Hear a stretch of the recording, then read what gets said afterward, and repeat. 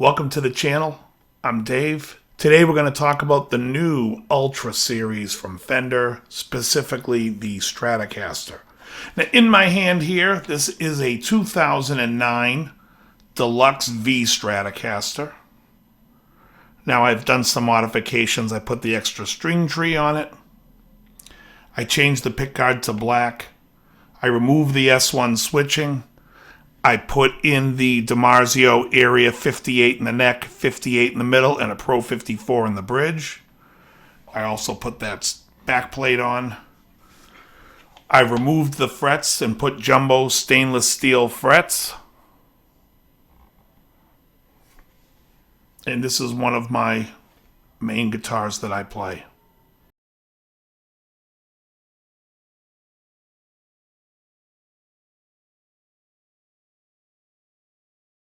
In 2010, they changed this guitar a little bit. They went to black dots as opposed to abalone. They rolled the edges of the neck, which mine are now already rolled because it'll happen over time anyways. And I believe they changed the pickguard to the white guard. This one initially came with like a gold plastic, a copper looking thing. It was terrible. After the Deluxe V Stratocaster, they went to an Elite Series Stratocaster. Now the Elite Series has the truss rod adjustment on a wheel, which I think is a real great modern amenity. It's one of the things that I think is something that in the future of guitars, if we look back to the origin of the Stratocaster and we see that with the wheel, we've seen now the evolution of something. So it really surprised me when I saw the new Ultra Series Strat, and it was the future of Fender. And you'll never play Fender the same way again. These marketing tactics that Fender uses, to me, shows that the company is still severely out of touch, that somehow some marketing group, or either it's a separate agency or it's in-house, but comes up with this and they're like, oh yeah, we gotta go with it. Shows a really lack of understanding of the market and what's going on. So I'd like to go over the features of this guitar and talk a little bit about it. The first of the features on these new guitars are the ultra noise-free Fender pickups. I have a lot of experience with the Fender noiseless pickups, and that experience is not good. They don't sound very good. I never cared for them, and that's why I put on this guitar the DiMarzio Area 58, and Pro 54. They sound like Fender custom shops, but they're noiseless. Fender hasn't seemed to figure this out yet. In fact, they also include it on this guitar with the S1 switching. This switching system is horrendous.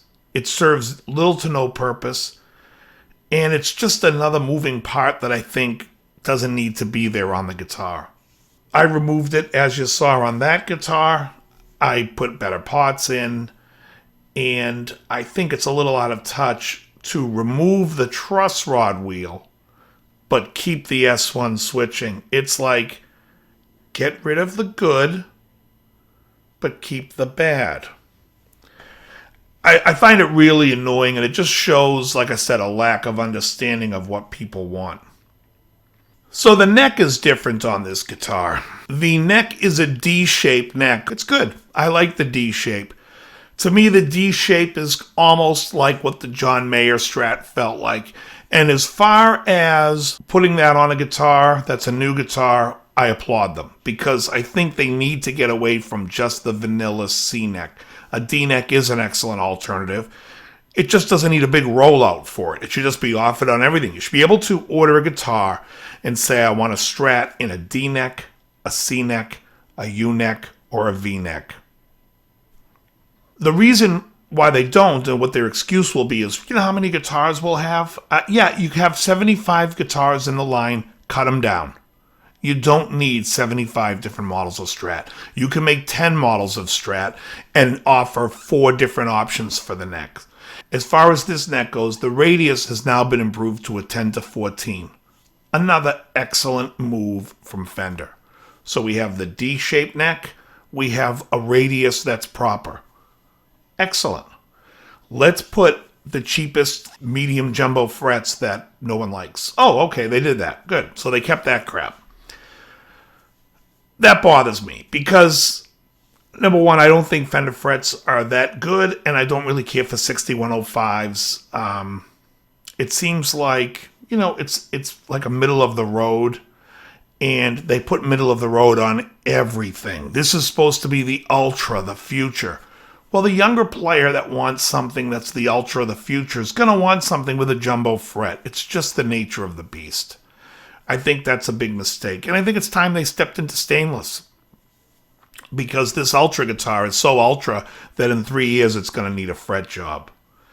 Another feature of this guitar is the new contour underneath the neck, the heel there. And, okay, I don't know if it's necessary. I've had no problem in my years playing, whether it's modern style Strats like this one, or even ones that have like a vintage plate like this. I've never had a problem getting any access of the frets. I don't see this as being groundbreaking or anything else. It's okay. They're trying. I get it. I don't think they're doing a good job trying, but they're trying. If we look at the colors of this guitar, I think we see, again, the boring color choices. There's nothing new here. There's just renaming older colors. So what was once Montego Black is now Texas T. Sunburst is Ultra Burst. Plasma Redburst was once Sienna Burst. Mocha Burst, well, this kind of looks like two-tone Sunburst to me. The next is Cobra Blue. Well, this is kind of a new color, and I guess they're taking the name from the old Shelby Cobra. It would have been nice to have the racing stripes, because otherwise it's just effing blue. There is a white that they call Arctic Pearl, and your natural, which, is a nice color, regardless. I think what Fender has done here is answer the cry of no one. I don't hear like a lot of people saying, this is the perfect Strat for me. I want these features. This is going to be the Ultra and have this guitar. I just don't see that. I think if they wanted to come up with something modern, like you already have your vintage Strats, if you wanted to come up with something modern and call it the Ultra, the future, never play Fender, I say applaud you. You've done right by the radius of this neck. The D shape, I think you need to offer more shapes. But as far as stepping away from your boring C, again, I applaud you. Removing the wheel from the Elite and putting it back on the truss rod, I say, big mistake, not a good move. It's a dummy move. It's way to go backwards and say we're thinking of the future. So we're going to put back the old way? What? The colors, boring. Same colors that are on every effing guitar. Just boring. Couple of decent colors. The blue's cool. Put a Shelby stripe on it. If you're going to call it Cobra Blue, put a Shelby stripe on it. Make the thing look a little racy.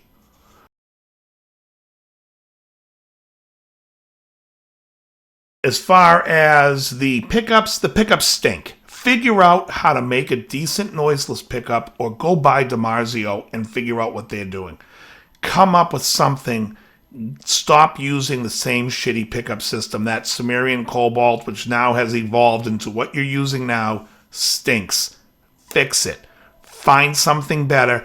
Do some research. Stop spending a year, the whole year, to come up with a new guitar, and you come up with this, and you use the same shitbag system for pickups.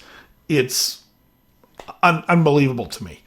The nut width, it's the same old stuff all the time. 1 5/8. There's nothing new, exciting here. This is same old, same old. I've worked in this business for a long time. I've seen what goes on. And you can look at all Guitar World. You can look at all the magazines, Premier Guitar. Everyone's going to say nice things about them. And of course, they're going to sit there and hype it because these are your big advertisers that are going to advertise in your magazine. And you're obviously not going to sit there and stab the people in the back who are paying your your way. This channel, I don't take any money from Fender. How do you know? Because I'm not saying something gleamingly nice and absurd. Every time somebody sees one of my guitars, they're like, oh, that's cool, that's different. Well, I have to make them myself because Fender doesn't offer them, and I have to go through like Warmoth and come up with different things. They just don't seem to be making a different instrument. And, you know, Fender's happy with John Suhr, G&L, Nash, and all LSL, and all these other companies that make knockoff Strats and Tellys. They're happy with them taking part of that market share because they don't want to address the bigger issue. And I'm being somewhat facetious here because I really think that they dropped the ball. Some people that watch this are going to be like, but Dave, I really like what Fender does. Well, that's great. That is so fantastic, but then they don't really need to be marketing or advertising to you. They already got you. I already got you. They already have you. The point is people are starting to stray and go elsewhere, and a lot of people are going looking for other things. You want to excite the marketplace. They're not doing it. I don't see that they have the desire to do it. I don't know if they have the know-how to do it. You have to have your finger on pulse as a musician. As a player, years ago, I worked with a builder, and we were talking about making a guitar. He wanted to make a 1 5/8 nut, and I said, make it 1 3/4. We went back and forth, but I won the argument because the point was, I said, if somebody wants a 1 5/8, it's already out there. Fender's selling enough of them. Nobody makes that 1 3/4 available. So we made it. And he was like, I'm going to show you, I'm going to compare this guitar to this guitar and have all these pros come in. Well, they came in and they wanted the 1 3/4. They all commented on it right away. They were like, what's the width on this? He was like, it's 1 3/4. They're like, yeah, can you make that for me? That's the one I want. I'm not telling the story to show you that I'm right. I'm just showing that there's a market for things. And you want to be making sure that you're getting everybody excited about it. It really doesn't take much. If you have 75 different guitars, and I say change the line, let's make it 10 guitars. Let's have a vintage model. You can keep everything the way it was in the 50s. Make a 60s model. Keep everything the way it was in the 60s. Then come up with a modern. And in that modern design, you could have different elements of 1 3/4, 1 5/8, 1 11/16. You can offer all the different things. Here's a D, here's a V, here's a U, here's a C. Here's you, here's Matt, there's you, there. Here's all the 10 to 14 radius in the modern. Here's nice sounding pickups in the modern. Here's stainless steel frets in the modern that are jumbo. You would get a lot of people excited about the guitar. But to come out and say that here's something of the future, you're never going to play Fender the same way again, I think you can edit it to never play Fender again. It's just as easy to go order yourself a Warmoth Strat, like I did here. Make it with all the amenities that I want. It's got the pop-in bar like the new Ultra. It's got the DiMarzio area pickups, the 58, 58 Pro, 54. I even put a switch to give you 7 positions instead of 5. Ooh, isn't that futuristic and modern? I also, on this ebony fingerboard, I don't know if you can see it, there's a scalloping of the upper frets. There's a scalloping of the upper frets, you can see. So easy to grab. These are jumbo stainless steel frets. I don't need the special carve behind this. I can reach all these frets pretty simply. One thing I would do if I could build this from scratch and not have to make it with Warmoth parts, I would have put in the wheel here as well. And this would be the ultimate all-time Strat for me.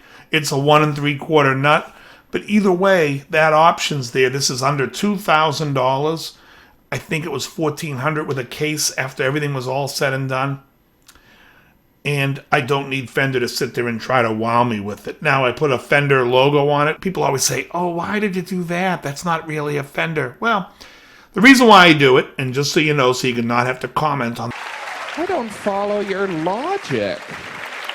I always wanted a Dan Smith, which is the big logo on the small headstock from around 1980, 81. And I buy this neck from Warmouth. Well, in the price is the paying for this shape. Fender claims they own this trade dress. They get money from Warmouth to do it. So therefore, for me, it's a Fender. If they're saying it's their trade dress, any other name I put on there would be ridiculous because it's a Fender headstock, so I put the Fender logo, or it looks like an unfinished guitar to me. That's why it's there. I didn't design this guitar. It's all from Fender. All I did was put the appointments on it that I want, something that Fender seems to not be able to do with 75 models. Very good.